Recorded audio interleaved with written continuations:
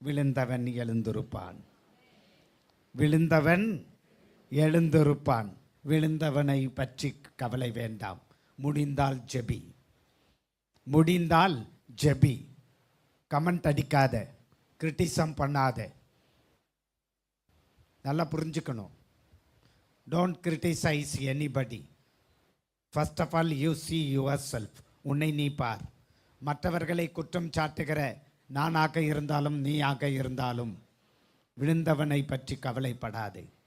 எழுந்திருப்பான், எழுந்திருப்பான், உணர்ந்து கொள்வான்.